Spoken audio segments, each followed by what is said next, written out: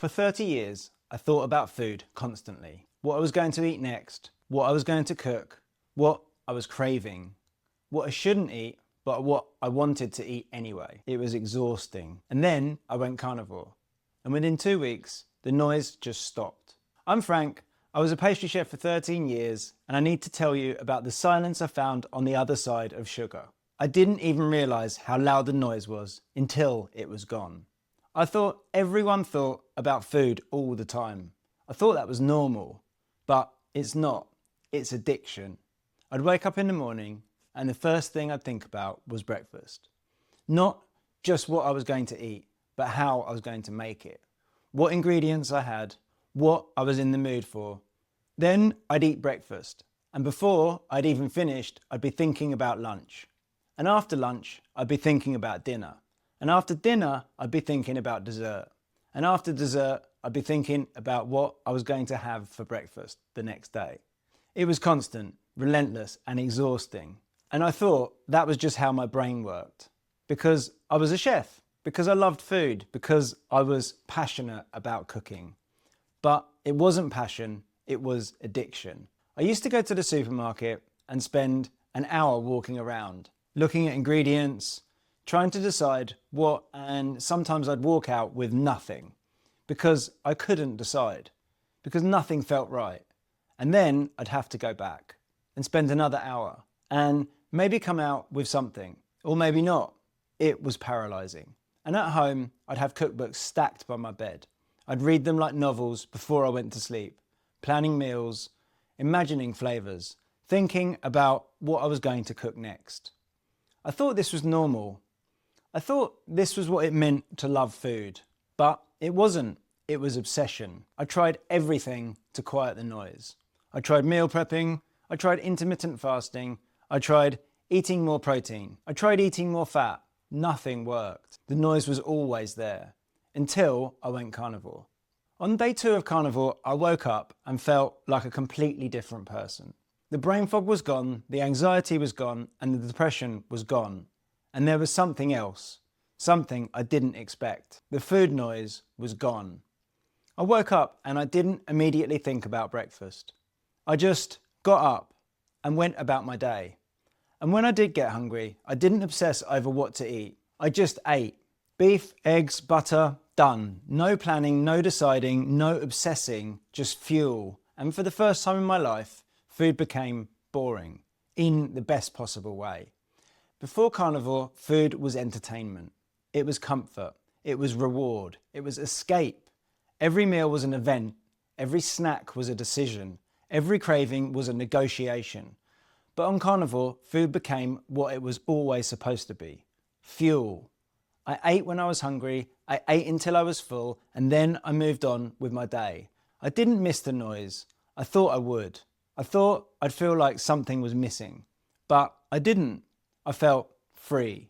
I used to spend hours in the kitchen every day, cooking, prepping, planning. Now, maybe I spend 20 minutes. I cook a steak, I fry some eggs, I add some butter, done. And the rest of my day is mine. And that's it. The rest of the time, my brain is free to think about other things. And that's the real gift of carnivore. Not just the physical healing, not just the mental clarity, but the freedom from obsession. The food noise wasn't coming from me, it was coming from the food. Every time you eat sugar, even healthy sugar, your blood sugar spikes and then it crashes. And when it crashes, your brain goes, we need more now. That's not hunger, that's addiction. And when you remove the sugar, the noise stops because your blood sugar is stable, your gut is calm, your brain is quiet, and you're finally free. Around day 14, I started to feel bored.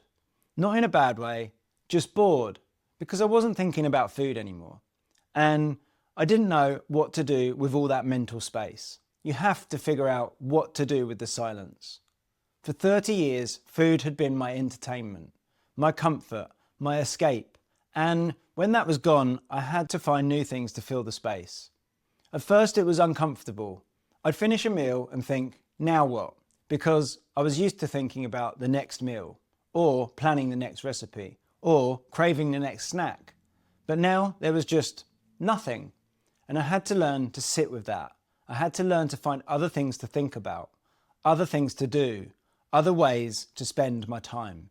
And honestly, it was one of the best things that ever happened to me, because I realised how much of my life I'd been spending obsessing over food. And now that mental space was free for other things, for better things. I started reading more, walking more, thinking more. I started having deeper conversations because I wasn't distracted by cravings. I started being more present because I wasn't constantly thinking about the next meal. And I realised the food noise wasn't just exhausting, it was stealing my life. What surprised me most was how quiet my mind became when food stopped being a project. When there was nothing to plan, nothing to tweak, nothing to optimise. The noise disappeared. And I've learned since that even small additions can bring some of that mental chatter back. Simplicity was doing more for my mind than I realised. And for me, fewer decisions meant more peace. And I know that sounds extreme. I know it sounds boring, but I promise you, the freedom on the other side is worth it. Because when the food noise stops, you get your life back. You get your mental space back. You get your time back. You get your peace back. And that's worth more than any meal.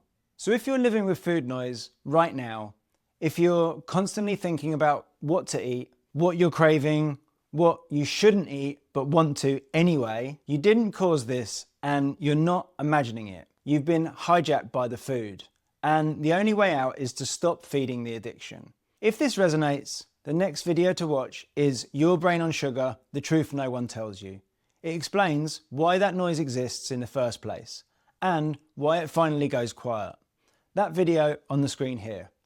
Thanks for watching, and I'll see you in the next one.